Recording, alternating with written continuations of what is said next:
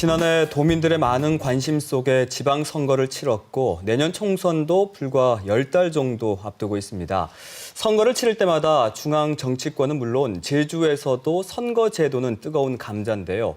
현행 선거제도의 문제와 대안을 전문가와 함께 짚어보는 순서 마련했습니다.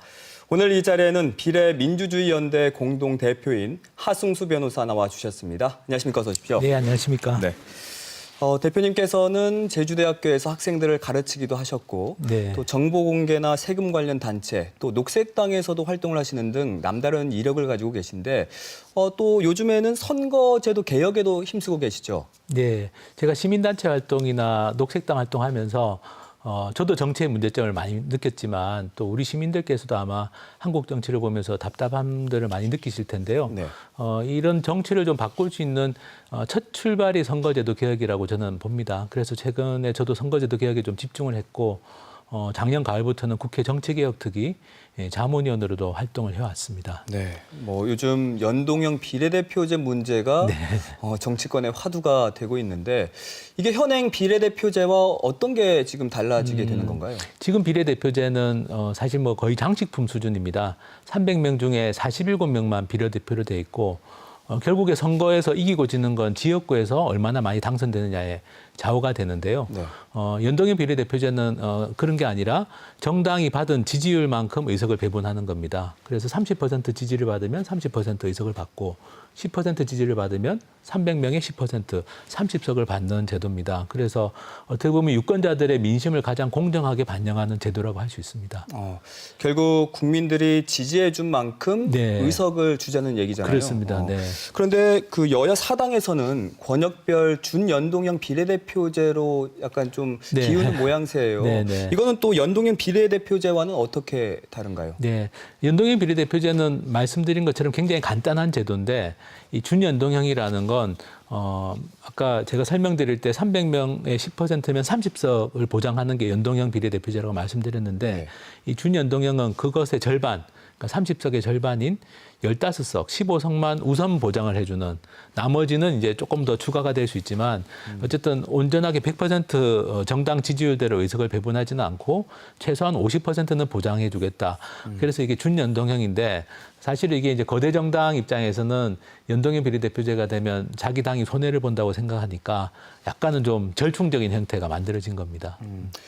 그 제주 지역 지방선거와 관련해서 또 제주 도의회에 네. 연동형 비례대표제 도입을 주장을 하셨어요. 네. 이건 또 어떤 이유에서인가요? 사실 제주는 특별자치를 하기 때문에 선거제도도 좀 육지부하고 좀 다르게 가져갈 수 있다고 봅니다만 특히 이제 이 연동형 비례대표제가 장점이 정책을 중심으로 정당들이 경쟁하게 만드는 효과가 있습니다. 그래서 사실은 작년 지방선거 전에 제주도부터 먼저 연동형 비례대표제를 도입하자라는 법안도 국회에 발의가 됐었는데 통과가 안 됐는데요.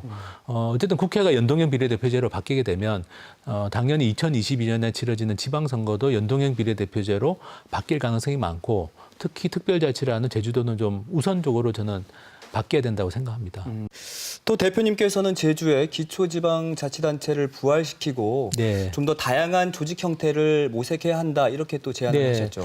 제주도가 특별자치를 하면서 저는 기초지방자치를 폐지한 게 저는 굉장히 좀 잘못된 결정이었다고 생각합니다. 이 광역지방자치단체가 할 수 있는 역할이 있고 기초가 해야 될 역할이 있는데 그래서 저는 제주에서 기초지방자치는 좀 부활을 해야 되지만 또 부활을 할 때 지금까지처럼 이렇게 시장 군수 뽑고 시의원, 군의원 뽑아서 서로 대립 갈등하는 구조보다는 좀 다른 구조를 모색해 볼 필요가 있다고 생각합니다. 예를 들면 어떤 게 있을까요? 예를 들면 외국의 지방의회를 보면 지방의회 의원들이 그냥 상징적으로 자치단체장을 돌아가면서 맡는 경우도 있고요. 또 지방의회에서 어떤 전문가를 고용해서 행정을 맡기는 경우도 있습니다. 제주 같은 경우는 기초지방자치를 부활하면 인구 규모가 어쨌든 좀 작기 때문에 굳이 직선 자치단체장을 안 뽑는 것도 그래서 좀 의회 중심으로 운영하는 것도 저는 방법이 될 수 있을 거라고 생각합니다. 자, 그럼 이번에는 제주의 다른 현안에 대해서 좀 의견을 네. 들어보겠습니다. 아무래도 요즘 그 제주 사회의 가장 큰 갈등 요인 제2공화 문제 아니겠습니까? 대표님께서는 갈등 원인 어디에 있다고 보십니까?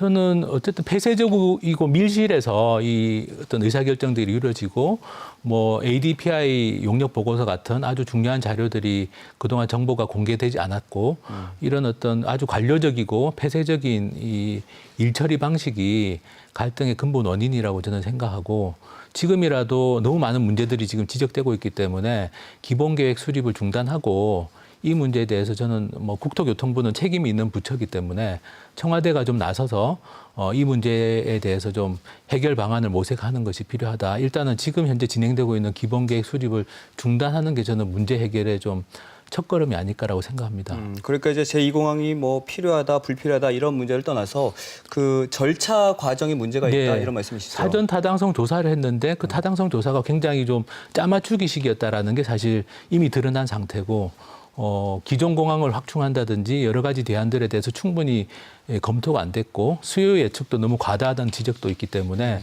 사실은 지금은 이 제주 2공항 자체에 대해서 좀 객관적이고 좀 신뢰할 수 있는 어떤 재검증 절차가 저는 좀 필요하고 그러기 위해서는 기본계획 수립은 일단 좀 중단할 필요가 있다고 생각합니다. 오늘 말씀은 여기까지 듣겠고요. 앞으로도 그 선거제도 개혁에 있어서 더욱 힘써 주시기 바라겠습니다. 감사합니다. 고맙습니다. 네.